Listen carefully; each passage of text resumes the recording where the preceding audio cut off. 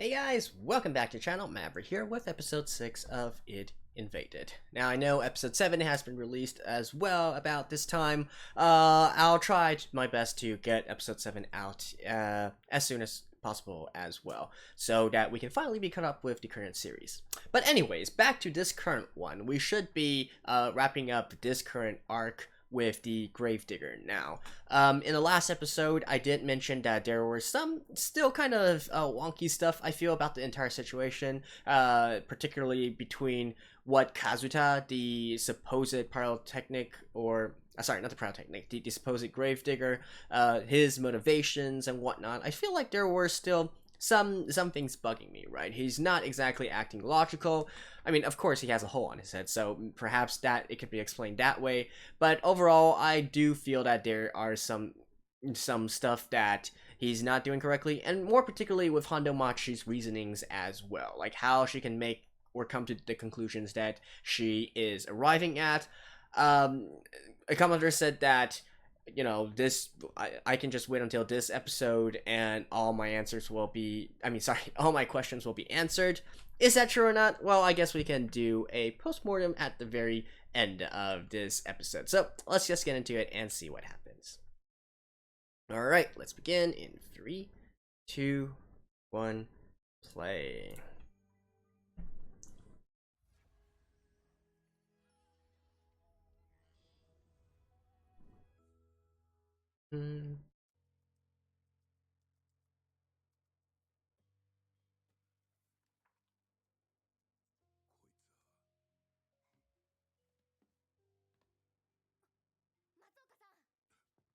What she's showing.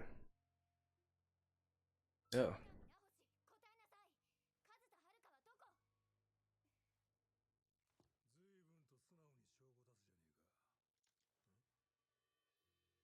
Oh, he's noticing the knife. But that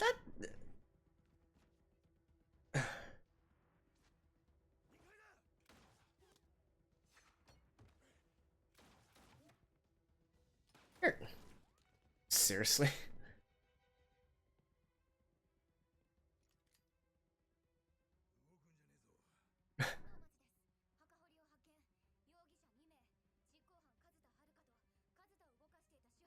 I like how he can just look at the knives missing and instantly surmise that someone is going to. Someone like Hanamachi is going to get hit. Again, it's just the small things like that, right? I feel like I'm nitpicking in a sense, but it's just not how normal people would react, and that really bugs me in a sense.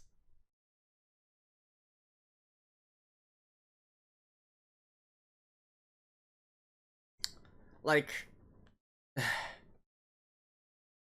so say for instance, what would be a better way to animate that scene or to produce that scene, right? It could be a sense where the detective looks on the kitchen table, finds, hey, the knives are missing. That's really suspicious. Maybe yell out to Hanamachi, Hanamachi, be careful. He might be armed or something, and just like that. And while he was scanning around the room, suddenly he sees Kazuta standing on the second floor, about to throw a knife, and then he pushes Hanamachi out of the way, right? Like, it's these small things, but it would make the scene flow a lot better, right? Not as illogical. Like, why would he just suddenly, because of seeing the kitchen knives missing, instantly run and tackle down Hanamachi, right? I know this is a little bit nitpicky, but it really bugs me when an anime doesn't do storyboarding correctly. Because I hold anime to the same standards as that of a movie, for example. You need continuity. You need that stuff.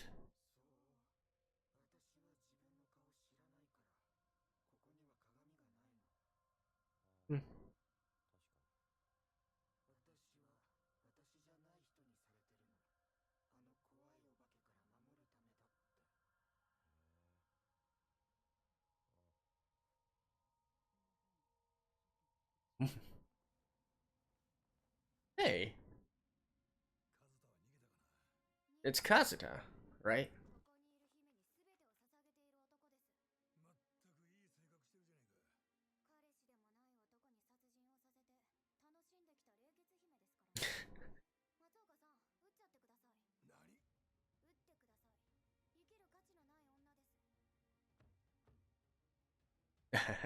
He's trying to rile.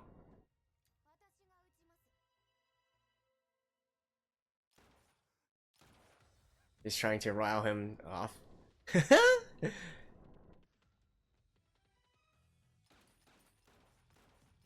Really? Really? And where's Matsuoka? Oh, right in the hole? Seriously? Seriously?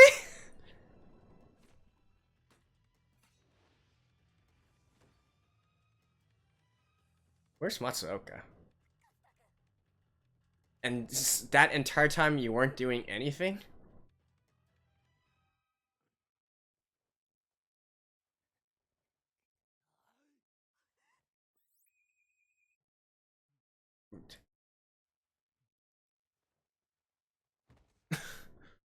What in the world?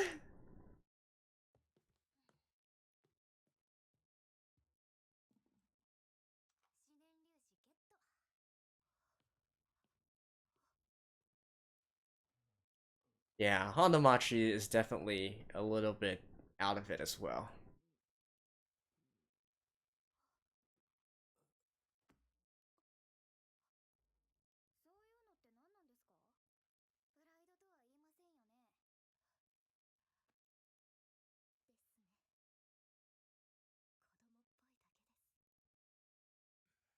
What in the world is going on?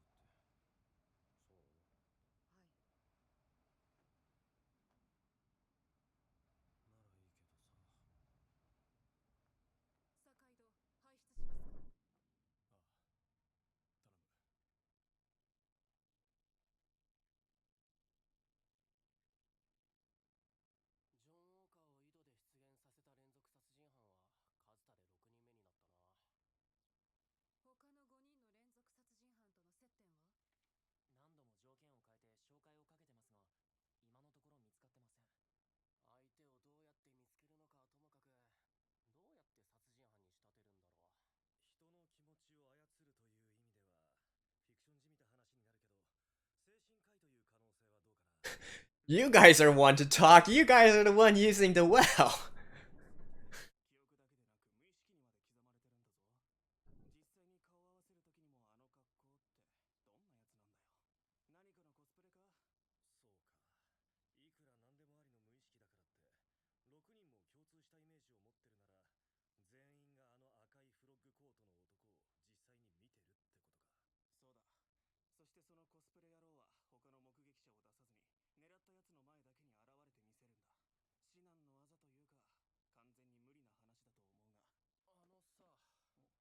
Maybe it's... Yeah, right? If he dives into their unconscious and plants stuff in there. Yes! And here we have the title drop, right? Id invaded. It is the unconscious part, invade the unconscious. There we go. This guy is smart.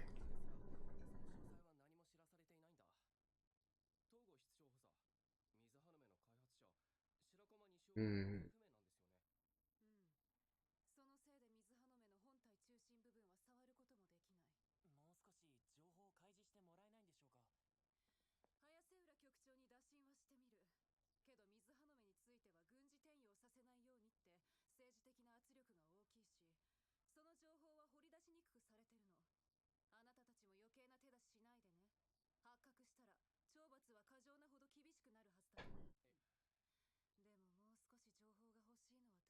I can definitely think of all the political implications about this.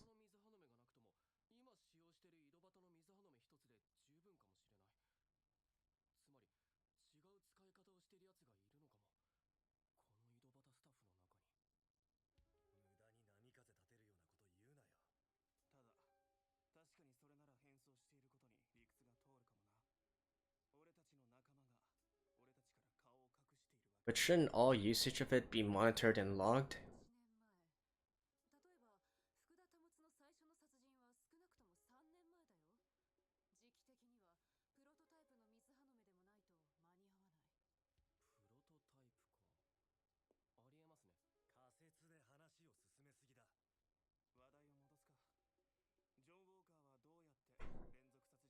I like this. That was actually also very reasonable as well. Making too many assumptions.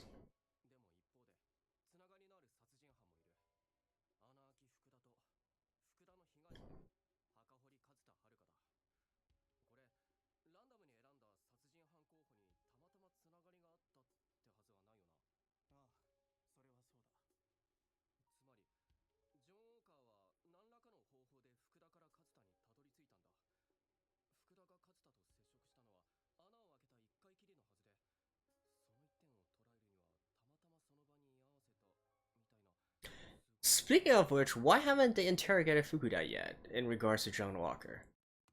Shouldn't they be doing that first?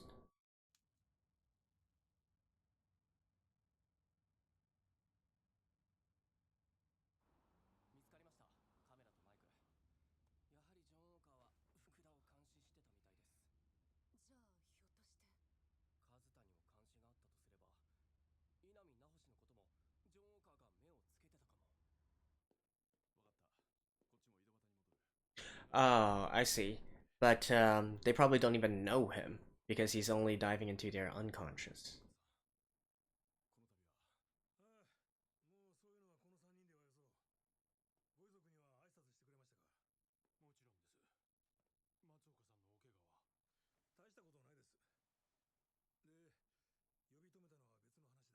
Ondamachi? Oh.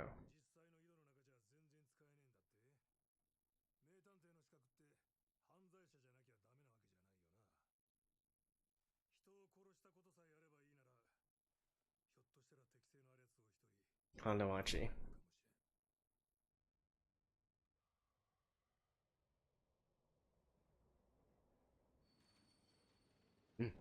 Already in another case?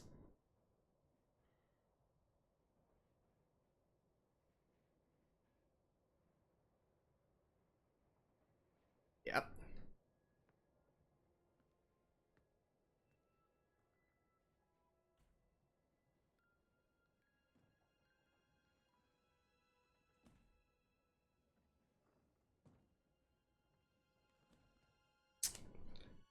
Hey, let's take a guess at who's that laying there. Maybe it starts with a K?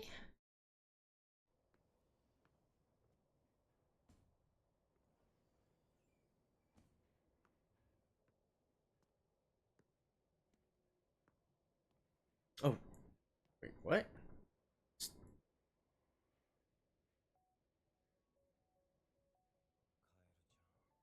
No, she's dead.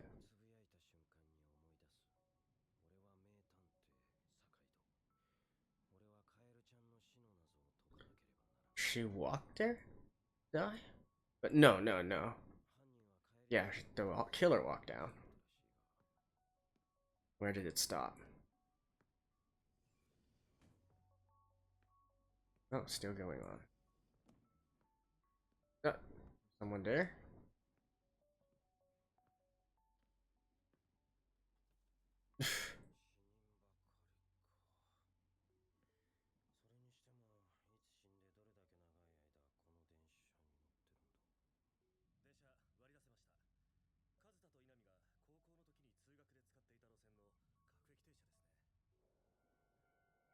Where is he diving into? Who is he diving into right?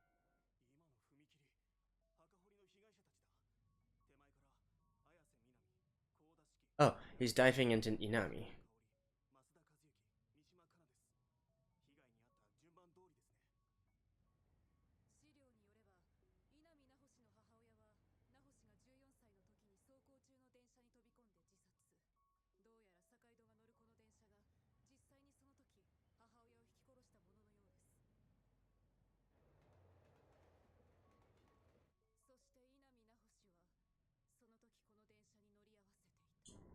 Hmm.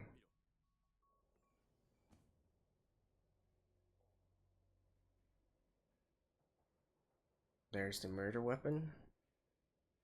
Wait. Oh, it looped.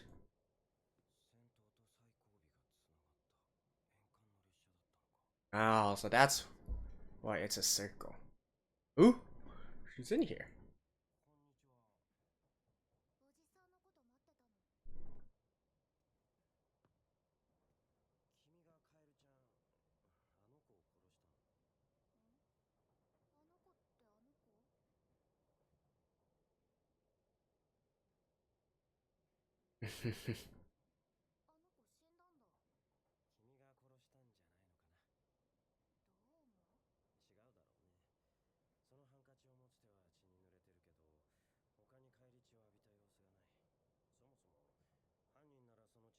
Yeah, that'd be way too obvious.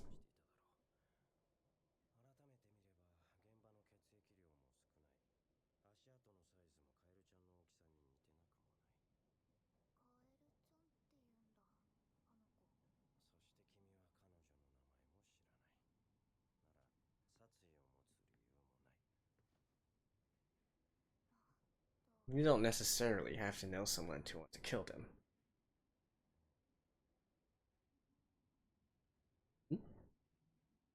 Man, people are just popping up all over the place.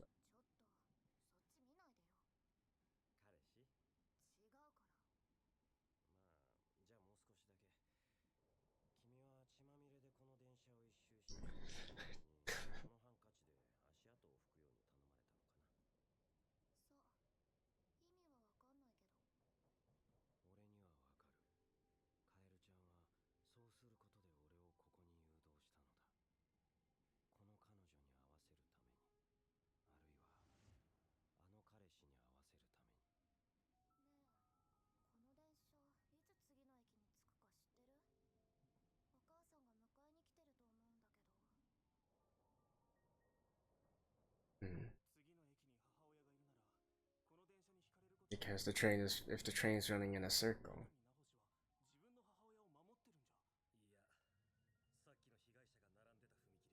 Oh.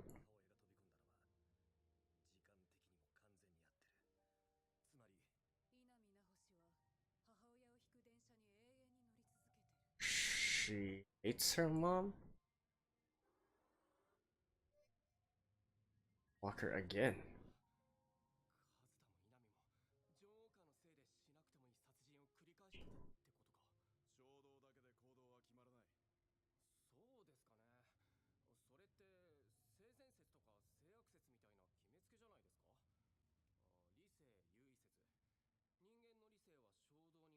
Basically, ego is stronger than id.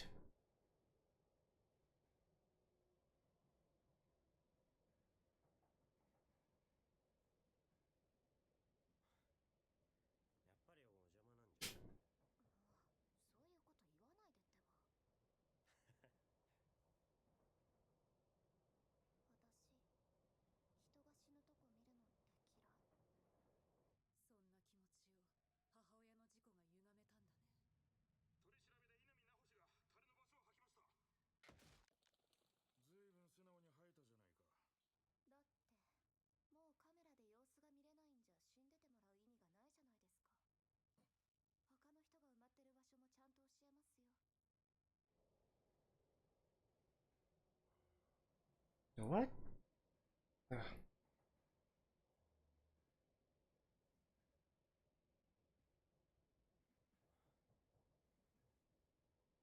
Looking at each other.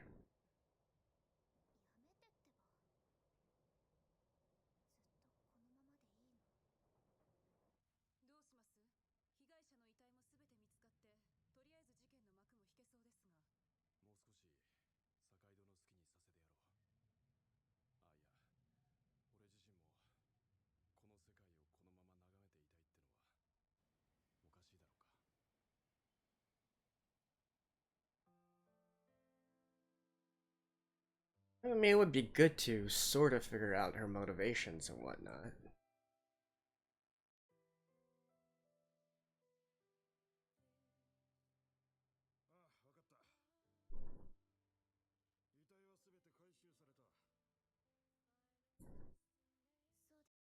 Suddenly have There's music in the background.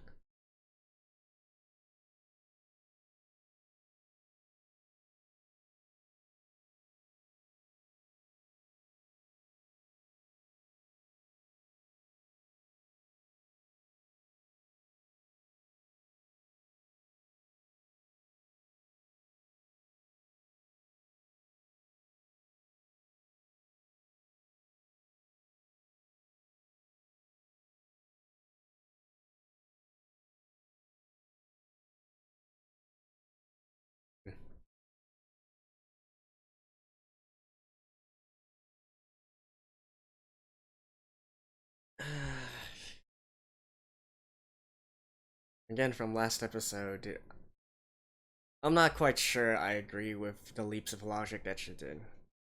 But oh well.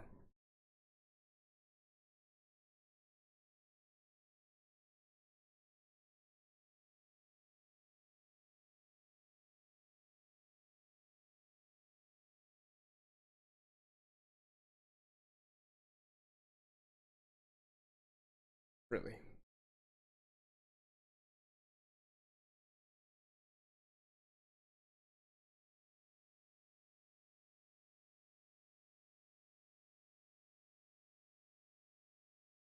That's it? That's so?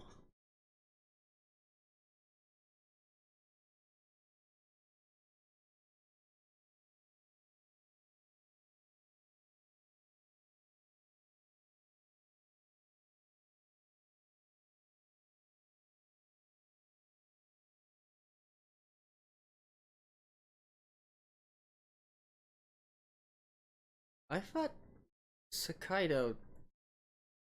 Wait, why would he show those emotions? I thought he was just programmed to want to solve. Hmm.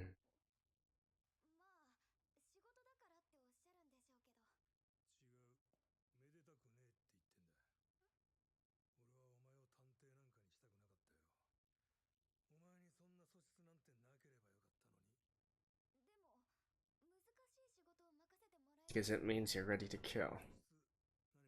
Impulse to kill.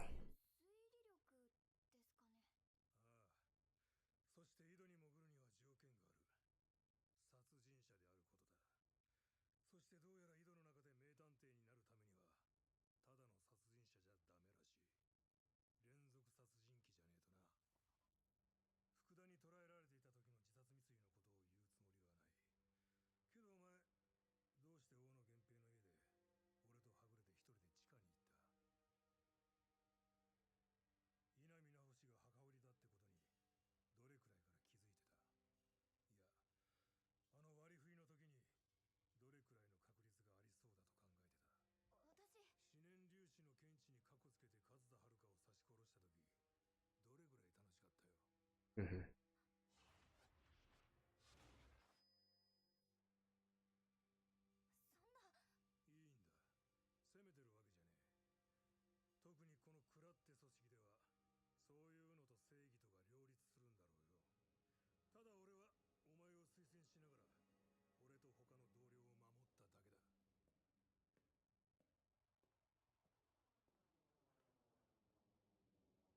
And I wonder if this only manifested because of the hole in her head.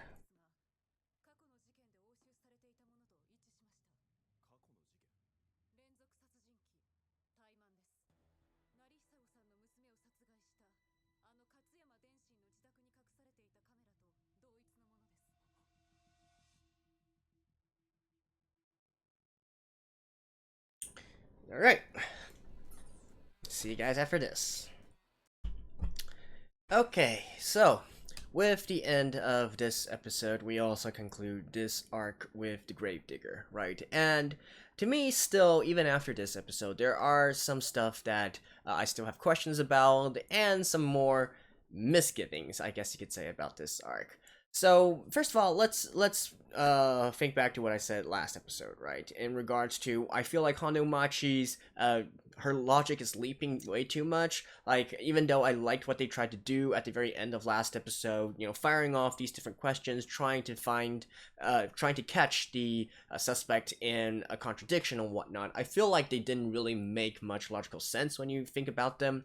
Now, with that being said, with the revelation from this episode, particularly at the very end there, it's revealed that Hanamachi very early on already knew that Inami was the killer. Now, how she knows that, I have no idea, because without any other kind of evidence or, statements or whatnot, how she could make that assumption, how she could know that was, because if the ending of this episode is to be believed, she already was convinced that Inami was the serial killer right when she got the photograph, right? So how was she able to do that? That's, I don't know. I feel like that is really something unexplained right now. And so even if we go for the thinking of she already knew about this, then I have more questions as to how she knew about it. And still, how exactly was she trying to catch the killer off guard during the last episode with her statements, which again doesn't really make much logical sense, right? So, and not to mention that still doesn't go back to, for instance, Kazuta's case. Like, why was he actually standing around observing the copycat try to use the same method of killing the schoolgirl? Those stuff are still unexplained as well. So no, I don't think it was actually an adequate explanation as to that part. And even putting all that aside, I gotta say, that fight scene there, from the beginning all the way until Kazuta was killed, that also was kind of ridiculous, right?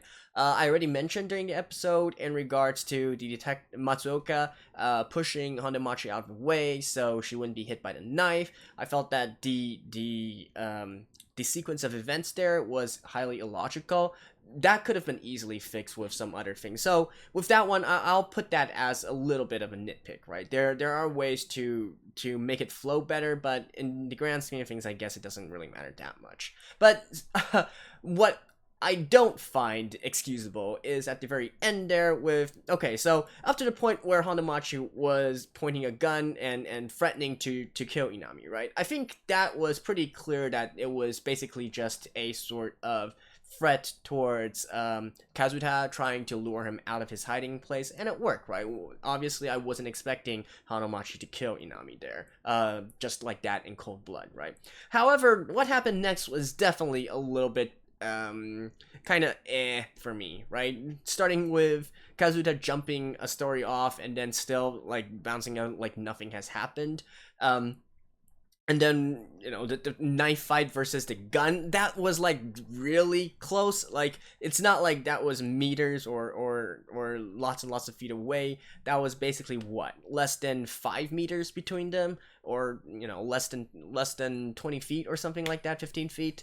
and he could dodge the bullets like that. Not to mention, the most inexcusable thing I think about that scene was, what the hell was Matsuoka doing, right? You got a suspect dropping down armed, and some people might say, he's keeping an eye on Inami, making sure she doesn't do anything wrong. Dude, one person is unarmed, one person is armed. I think in that case it would be reasonable to expect both of the detectives to train their weapons onto Kazuta, and in this case where he is armed and he is clearly still on the attack and danger to everyone, both shoot him, basically. So I really don't. Hey, come on.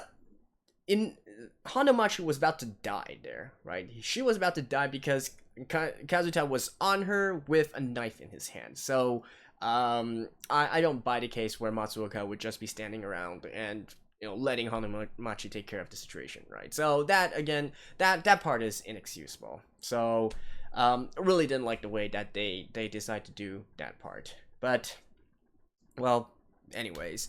Now, with that being said, what are some good things from this episode that I did like, right? So, what I really liked here was the team discussion during the funeral part, where all the different members of the team, the detectives, they were around throwing off different ideas, throwing out different hypotheses for, who exactly is this John Walker dude? How is he controlling how is he controlling the serial killers? How is he making contact with serial killers? So on and so forth, right? There are lots of interesting assumptions being thrown out there, and they all made logical sense and connections one by one, right? And even to the point where somebody, once you get a little bit overexcited and you start to assume too much, somebody was on a team saying, hey, look, let's step back a little bit. I think we're making too many assumptions now. Let's keep it simple and keep it clear and go back to things that we do know and work off from there, right? So I did like that scene instead. That, to me, demonstrated real deductive reasoning, rather than Hondo Machi's entire,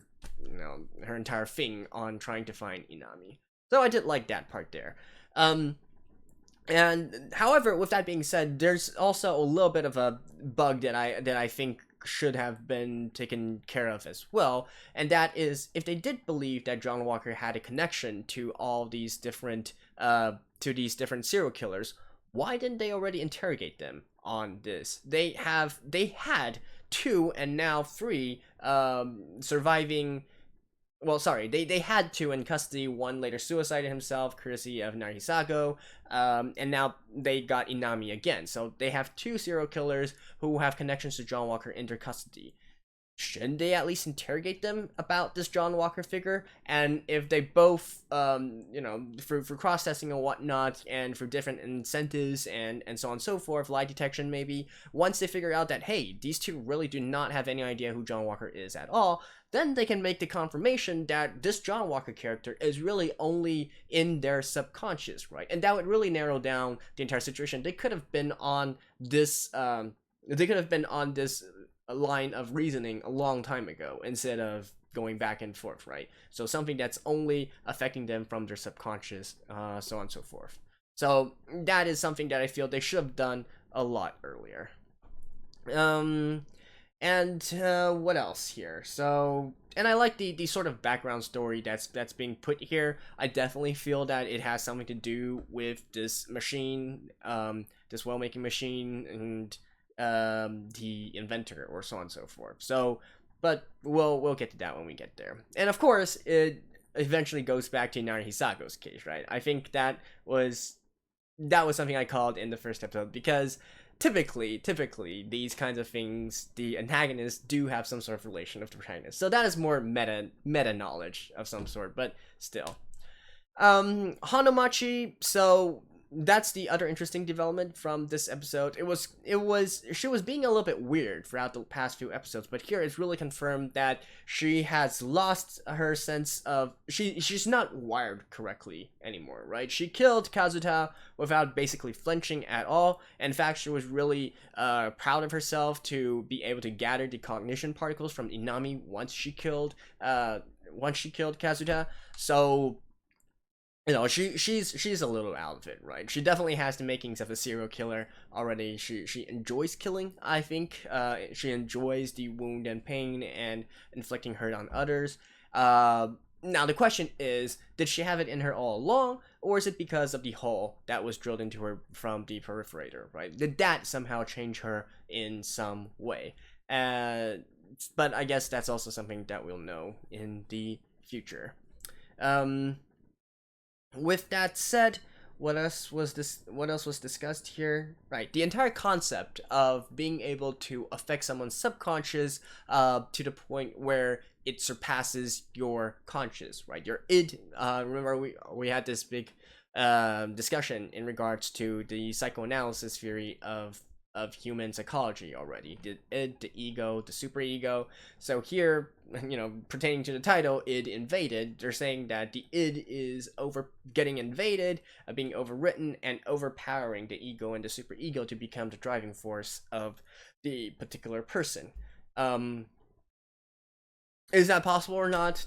I'm not the psychologist here. I don't have a psychology degree, so I don't know, but I would assume it's possible. Like, if you break down your